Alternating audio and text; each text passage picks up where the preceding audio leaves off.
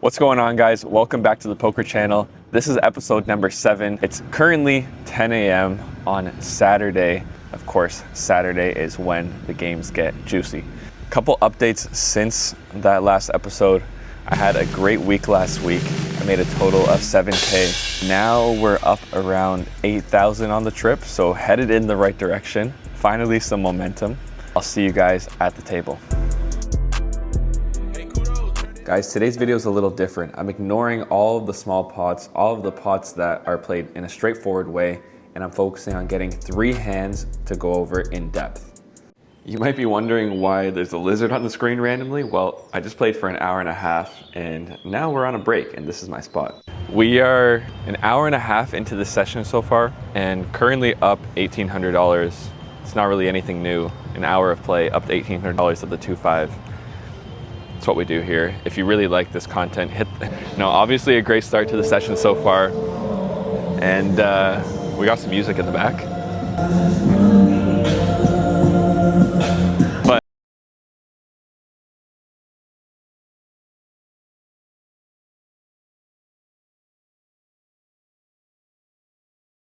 and keep making some money. I'll see you guys back on the table. Hopefully we can get a hand. I know I'm up $1,800, but the hands have kind of played themselves out. Like a guy 3-bet me with queen deuce suited when I was new to the table. I didn't know him. And I had pocket fives. There was a guy who called the 80.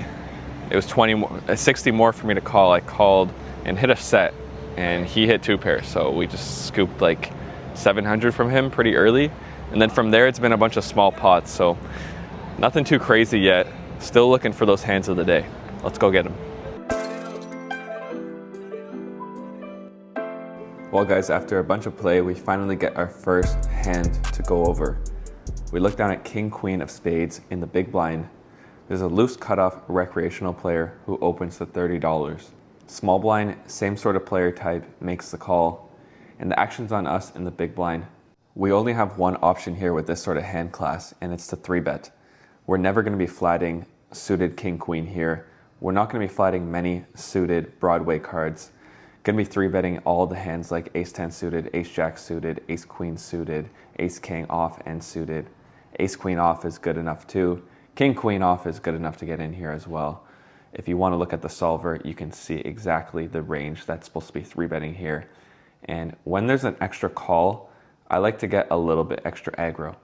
There is a straddle in this hand. That's why he did open to $30. So we're not last to act here. And the only exception that I would have to flatting a hand like this or any sort of suited Broadway is if the straddle player was a crazy calling station and I want him in the hand and I wouldn't want to scare him away. But that's not the case here. So I 3-bet to $135. It's a smaller size. You should be going around 160 or even a 175 here, especially when you're playing around 150 big blinds deep. I chose a smaller size for a couple reasons. One is that the cutoff is opening way too wide of a range, so 135 is going to get him to fold a ton of his air that he's opening way too wide with, like suited gappers and whatnot. I also want him to come along with his weaker King X, like King 9 suited, Queen 10 suited. I don't want him to fold those hands, especially offsuited Broadways. Maybe he even calls a hand like King Jack off here to this size. So I think it just performs a little bit better. He ends up making the call for $135, and that also brings around the small blind as well. I don't mind going multi-way with a hand like this, as we're going to take it down on multiple board textures. Recreationals never find enough bluffs post-flop, and they definitely don't find enough 4-bets pre-flop. So getting extra aggro with them with your 3-betting range is totally fine if you're comfortable. So we're headed 3 ways to a flop here, and it comes out the Ace of Spades, the 8 of Diamonds, and the 9 of Hearts. So we flop a backdoor straight flush draw, I guess royal draw. This is actually an interesting board because they can have a ton of straight draws, and they can also have some Ace X themselves, like Ace Jack suited, Ace Queen off, Ace 10 suited, maybe even some 2 pairs in their range as well. But I think their range is going to be heavily weighted towards straight draws here and middling pairs and under pairs to this board. So I don't think I need to bet super big here to get the job done from getting folds from pocket 4s, 5s, 6s. The solver in this spot likes to go big or check, but I believe small bet performs a little bit better, especially when your opponents, again, are not finding enough raises as bluffs or for value. So I choose a size of $130. The in-position cutoff player makes the call after thinking about it for a little bit, and the small blind ends up getting out of the way. So now we're in a heads-up position, out of position, and headed off to a turn. It comes out the 4 of diamonds, bringing in the backdoor flush draw, so he can have ace-x of diamonds available that is just never folding. When I see this sort of card come out, my mind goes to 2 different things. One is that he now has a lot of hands that will never fold to a bet, but he has a lot of hands that will fold to a triple barrel. So that's the plan here. On this specific turn, in theory, we should only be bluffing hands now that have some sort of equity. So straight draws, flush draws, or hands that block our opponent's strong value, like 7-8 suited, blocks sets and blocks 2 pairs.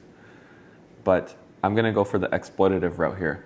I think my opponent has a ton of hands in range that can comfortably call the turn, but has to fold the river.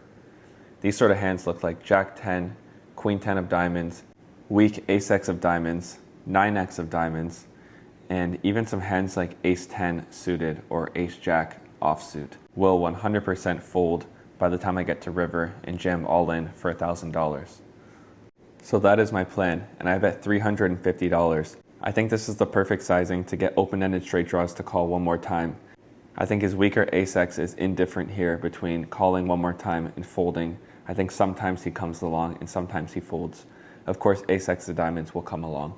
So after I make this bet, the plan is to go for timing tells based off of how long he tanks before making the call, his body language to see if he's happy about it, or if he's staring me down trying to get some sort of read, planning to make some sort of hero call on the river. But he ends up snap folding his hand, so we don't need to do any of that, and we take down the pot. Guys, we're right back where we started, but I don't mean in chips, I mean in location. I just took a nap, I felt exhausted. We're still hunting for that big hand, and I will get it to you guys, so let's keep going.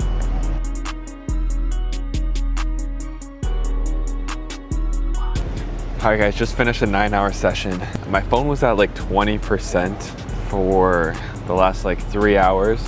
I still wanted to film an outro. I wanted to be able to answer messages, so I stopped filming the hands. I was in for a total of $1,000 and cashed out for a total of $4,040. So, sorry, $5,040. So he profited $4,040. Obviously a great day. It's unfortunate that I only got one hand to go over today, but I'm gonna be playing on Monday as well, and same thing, I'm gonna be fishing for nice hands to review, so I'll see you guys on Monday.